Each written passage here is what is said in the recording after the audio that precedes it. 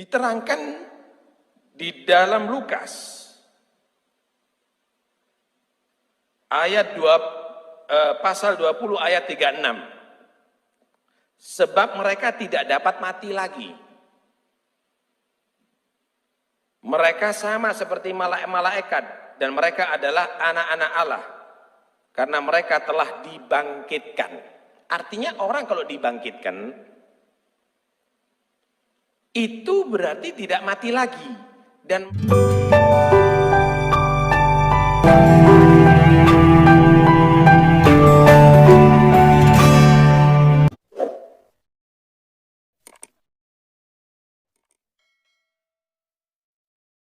yang pertama teman-teman, ada seorang ustadz yang sedang ceramah di dalam masjid dan sepertinya dia meniru cara-cara para pendeta ketika mereka berkhotbah di gereja-gereja. Nah, saat ini kita akan bangga dengan hal ini karena secara tidak langsung ya Injil atau firman Tuhan ini tentang Yesus ini terus dikabarkan ya.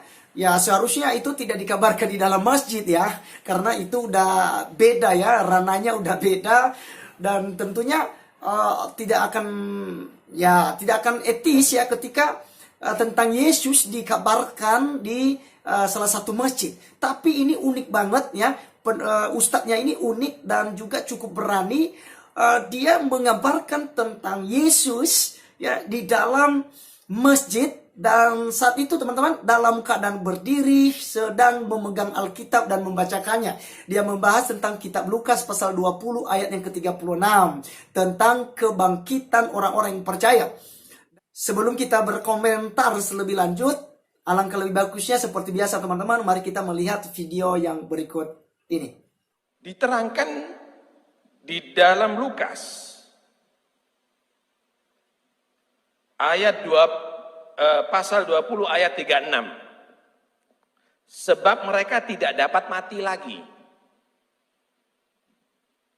Mereka sama seperti malaikat dan mereka adalah anak-anak Allah karena mereka telah dibangkitkan. Artinya orang kalau dibangkitkan itu berarti tidak mati lagi dan mereka tidak berbentuk jasad tapi seperti malaikat-malaikat.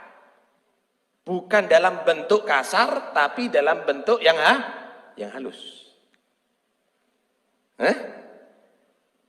Tetapi dikatakan di sini bahwa Yesus bangkit dari kematiannya bukan seperti malaikat, bentuk kasar.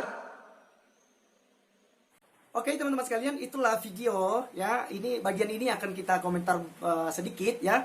Dimana di video ini dia membacakan tentang kitab Lukas atau Injil Lukas pasal 20 ayat 36 tentang keadaan orang ketika sudah dibangkitkan ya. Dia mengutip tadi ayat 36, tetapi dia menyalahartikan karena nantinya dia akan hubungkan tentang kebangkitan Yesus teman-teman sekalian, bahwa Yesus punya daging ya, punya tulang, dan akhirnya dia menunjukkan bahwa ya kebangkitan Yesus ini sangat tidak masuk akal gitu, karena tidak sesuai dengan konteks yang ada di dalam Injil Lukas pasal yang 20 ayat 36. Oleh karenanya teman-teman, kita harus meluruskan hal ini terlebih dahulu supaya kita paham apa yang dimaksud di ayat 36 ini. Karena di ayat 36 berkata teman-teman sekalian, dia katakan bahwasanya sebab mereka tidak dapat mati lagi, mereka sama seperti malaikat-malaikat dan mereka adalah anak-anak Allah karena mereka telah dibangkitkan. Jadi ustadznya punya pemikiran bahwa seperti malaikat, jadi dia tidak kelihatan gitu ya. Seperti malaikat-malaikatnya sekarang ini secara kasat mata tidak ada yang melihatnya. Dan dia menafsirkan hal itu gitu. Nah, kok tiba-tiba nantinya Yesus bisa dilihat oleh murid-muridnya, bisa menampakkan diri. Oleh karenanya teman-teman, untuk memahami Alkitab, ya tentunya kita harus membacakan satu perikop, jangan sepotong-sepotong ya, jangan satu-satu ayat. Nah, jadi kalau ustadznya salah, ya salah untuk menafsirkan ya, dia salah untuk memberikan sebuah komentar terhadap Alkitab ini, ya wajar teman-teman ya, wajar. Kenapa? Ya ini bukan bagian dia bukan orang Kristen, dia bukan pendeta, dia bukan orang yang memahami tentang Alkitab. Jadi wajar saja kalau dia punya kesalahan. Tapi bukan berarti kita membiarkan hal itu, tapi kita harus memberikan penjelasan yang lebih baik sehingga orang tidak salah mengerti teman-teman sekalian. Oleh karenanya mari kita baca Injil kitab Lukas ini pasalnya yang ke-20 ya. Ayatnya yang 27 sampai ayatnya ke-36 ya. Kita akan baca dengan perikop pertanyaan orang Saduki tentang kebangkitan. Nah, ini dia ya teman-teman sekalian, pertanyaan orang Saduki tentang kebangkitan. Ya, maka datanglah kepada Yesus beberapa orang Saduki yang tidak mengakui adanya kebangkitan. Mereka bertanya kepadanya, "Guru, Musa menuliskan perintah ini untuk kita. Jika seorang yang mempunyai saudara laki-laki mati sedang istrinya masih ada, tetapi ia tidak meninggalkan anak, saudaranya harus kawin dengan istrinya itu dan membangkitkan keturunan bagi saudaranya itu.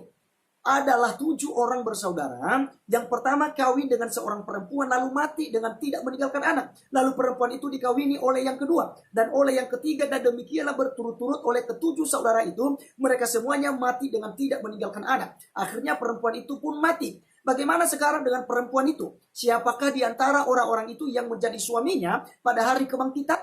Sebab ke-7-nya telah beristrikan dia." Jawab Yesus kepada mereka, "Orang-orang dunia ini kawin dan dikawinkan. Tetapi mereka yang dianggap layak untuk mendapat bagian dalam dunia yang lain itu dan dalam kebangkitan dari antara orang mati tidak kawin dan tidak dikawinkan. Sebab mereka tidak dapat mati lagi. Mereka sama seperti malaikat-malaikat dan mereka adalah anak-anak Allah karena mereka telah dibangkitkan." Oke teman-teman sekalian, jadi konteks ini setelah kita sudah membacakan dari ayat 27 sampai 36, ini sesuatu yang merupakan pertanyaan dari seorang Saduki atau orang-orang Saduki pada saat itu ya, yang tidak mempercayai adanya kebangkitan ya. Makanya mereka mencoba untuk menjebak Yesus pada saat itu dengan memberikan sebuah pernyataan yang lazim terjadi di antara ya bangsa Israel ya, dimana kalau ada suami istri kemudian suaminya meninggal lalu dia belum punya anak ya dari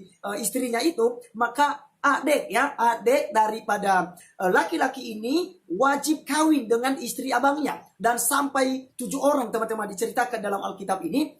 Jadi mereka menanyakan hal ini, siapakah yang menjadi istri atau suami daripada perempuan ini? Ini sebuah pertanyaan menjebak. Dan lagi-lagi teman-teman, kita harus melihat bahwa orang-orang Saduki pada saat itu sedang mencobai Tuhan Yesus Kristus ya. Karena pemikiran mereka setelah mati, mereka masih bisa kawin-mengawin. Mereka berpikir setelah meninggalkan dunia ini, mereka masih bisa beranak cucu. Ya, jadi ini pola pikir mereka, pola pikir duniawi. Nah, saya hubungkan dengan Ustadz ini. Ustadz ini berpikir bahwasanya ya harusnya nanti ada seperti di ajaran Islam, ya setelah mati itu ada kawin-mengawin. Ya, mereka masih ada istilahnya kawin-mengawin setelah kematian. Tetapi kekristenan ya, tidak demikian. Makanya Yesus berkata di ayat yang ke-36 ya, di ayat 35, tetapi mereka yang dianggap layak untuk mendapat bagian dalam dunia yang lain itu dan dalam kebangkitan dari antara orang mati tidak kawin dan tidak dikawinkan. Ini yang perlu kita catat ya Pak Ustadz ya. Nah, harus paham ya. Saya setuju Anda membahas kitab kami, membahas Alkitab di masjid saudara. Saya sangat jempol karena dengan demikian kamu sedang ya mengabarkan tentang kabar baik, yaitu tentang Yesus Kristus. Ya luar biasa sekali, luar biasa. Namun ada beberapa hal yang harus paham. Yang konteks yang dibahas di sini adalah tentang ya kawin mengawin setelah kematian. Nah, Yesus langsung menjawab bahwa setelah mati tidak ada lagi kawin dan tidak dikawinkan. Makanya di ayat 36 berkata, sebab mereka tidak dapat mati lagi, mereka sama seperti malaikat-malaikat dan mereka adalah anak-anak Allah karena mereka telah dibangkitkan. Nah, apa maksudnya? Ya, kita melihat saat ini bahwa malaikat tidak beranak cucu, tidak punya suami, tidak punya istri gitu. Ya, jadi mereka tidak bisa kawin mengawin. Dan demikianlah manusia setelah meninggalkan dunia ini. Tidak seperti ajaran Islam, setelah mati masih bisa kawin mengawin nantinya setelah sudah dibangkitkan. Kekristenan tidak mengajarkan demikian. Nah, jadi teman-teman sekalian yang sudah memahami, saya yakin orang-orang Kristen paham ini. Tetapi bagi yang non-Kristen harus paham bahwa membaca Alkitab harus dimulai dari satu pasal, bahkan pasal sebelumnya dan pasal sesudahnya itu harus dibacakan sehingga mengerti konteksnya. Karena Alkitab ini berdasarkan kontekstual yang terjadi pada saat itu. Nah, di sini dia sedang pertanyaan dari orang-orang Saduki kepada Tuhan Yesus Kristus, yang menanyakan tentang apa yang terjadi terhadap peristiwa seperti yang mereka ceritakan. Sudah 7 orang laki-laki, hanya 1 perempuan. Lalu siapa nanti yang akan jadi suaminya? Yesus menjawab itu. Jadi saya pikir di sini tidak ada masalah, ya, tidak ada sesuatu hal yang perlu salah pahami, karena ini udah jelas, ya. Jadi Ustadz, ya, terima kasih sudah membahas tentang iman Kristen di masjid dan juga tentang Tuhan kami, yaitu Yesus Kristus. Mudah-mudahan saja banyak orang yang semakin hari semakin banyak yang mendengarkan tentang kabar baik yang ada di dalam Yesus Kristus. Untuk teman-teman, mari kita melihat bagian video yang berikut ini. Dalam Injil Lukas pasal 24, 39 sampai 43, diterangkan juga ada di situ, lihatlah tanganku dan kakiku. Setelah bertemu sama muridnya ini ketakutan, ini hantu yang datang ini. Gitu loh. Oh, ini makhluk halus ini yang datang ini. Kok ini Yesus datang lagi? Ceritanya begitu. Lihatlah tanganku dan kakiku. Aku sendiri inilah. Rabalah aku dan lihatlah. Karena hantu tidak ada daging dan tulangnya. Seperti yang kau lihat padaku. Sambil berkata demikian, ia memperlihatkan tangan dan kakinya kepada mereka. Dan ketika mereka belum percaya, karena girangnya dan masih heran, berkatalah ia kepada mereka, adakah kamu padaku makanan di sini? Kamu tidak percaya kalau aku ini beneran? Bukan hantu aku ini. Kepingin bukti yang lainnya? Adakah padamu makanan di sini? Ada makanan nggak di sini? Lalu mereka memberikan kepadanya sepotong ikan goreng. Ia mengambilnya, Yesus mengambilnya dan memakannya di depan mereka. Oh iya beneran, kalau hantu tidak makan ikan goreng berarti.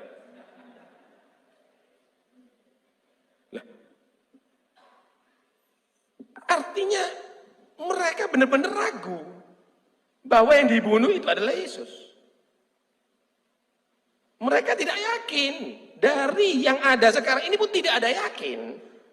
Karena ayatnya bertentangan. Dalam Lukas yang tadi itu dinyatakan bahwa manusia itu kalau bangkit dari kematiannya bentuknya seperti malaikat. Bukan dalam bentuk kasar tapi dalam bentuk halus.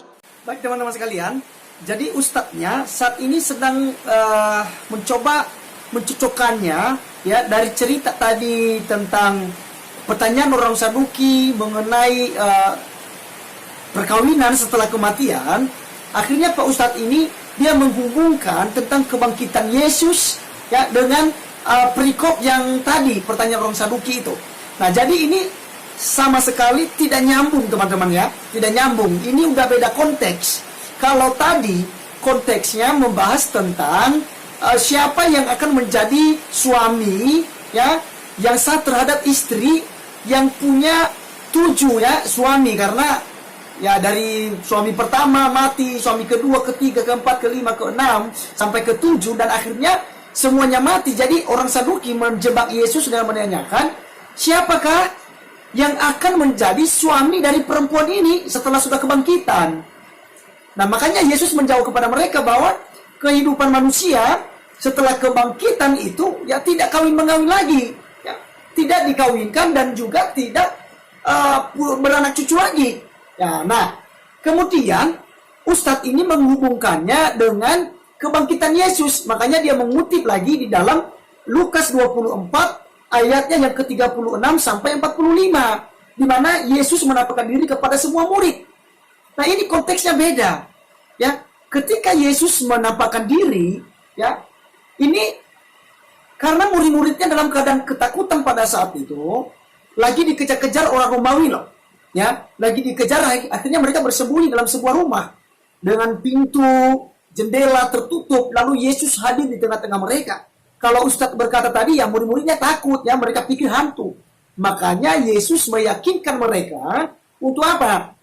Supaya mereka tidak takut dan mereka paham apa yang sudah disampaikan oleh Yesus, bahwa dia akan mati, tetapi tidak mati selamanya, namun akan dibangkitkan pada hari yang ketiga. Nah, para murid telah melupakan ini. Sehingga ketika Yesus menampakkan diri kepada mereka, mereka sudah ketakutan, teman-teman sekalian. Yesus berkata kepada mereka, jangan takut, ini aku. Ya, dan untuk lebih meyakinkan mereka, makanya tadi Ustadz mengatakan bahwasanya Yesus menunjukkan ya, tangan dan kakinya. Artinya yang ditunjukkan oleh Yesus adalah bekas paku yang ada di tangannya, yang di telapak tangannya dan juga di kakinya. Karena ketika disalibkan yang dipaku adalah telapak tangan dan juga kaki. Ya, ini dipaku. Nah, akhirnya dengan ada bukti itu murid-murid jadi percaya, apalagi dengan meyakinkan Yesus memakan ikan goreng untuk lebih meyakinkan. Jadi konteks ini adalah untuk membuktikan kepada para murid-murid Yesus bahwa dia sudah bangkit dari antara orang mati. Dia bukan hantu, gitu. Nah, jadi kalau dihubungkan dan tadi dengan pertanyaan orang Saduki di Lukas 20 ayat 27 sampai ke 36, ini sangat jauh beda, gitu. Nah, jadi kalau dibahas mengenai kebangkitan daripada orang-orang mati, ya, dan model mereka seperti malaikat, itu benar, ya. Mereka serupa dengan malaikat dengan tidak lagi kawin dan dikawinkan, tidak lagi beranak cucu, ya, karena mereka tidak hidup lagi dari kedagingan, tetapi mereka hidup sesuai dengan tubuh yang baru yang diberikan oleh Tuhan yang tidak dapat lagi binasa. Demikian juga tubuh Yesus ketika bangkit, ya teman-teman sekalian. Dia tidak lagi akan mengalami kematian. Dia benar-benar memiliki tubuh kemuliaan yang jelas, yang bisa dilihat, bisa diraba, ya, oleh orang-orang yang percaya kepadanya. Jadi teman-teman sekalian, hal ini, ya, tidak sampai pola pikir daripada Ustadz ini. Dia tidak bisa memikirkan hal itu. Kenapa? Karena tujuannya membaca Alkitab ini tentunya hanya untuk menjelekkan Alkitab, mengatakan Alkitab kontradiksi. Padahal yang tidak paham adalah ustadznya, di mana dia menghubungkan perikop yang satu dengan perikop yang lain. Tentu jalur ceritanya berbeda. Jadi sama sekali tidak sama. Jadi teman-teman sekalian, sampai di sini komentar saya. Jika ada komentar teman-teman silakan di kolom komentar di bawah. Jadi sekali lagi pesan saya kepada Ustadz, silakan belajar lagi untuk memahami. Dan alangkah lebih baiknya sih ya, jika saudara tidak membahas tentang Alkitab, karena itu bukan bagian saudara.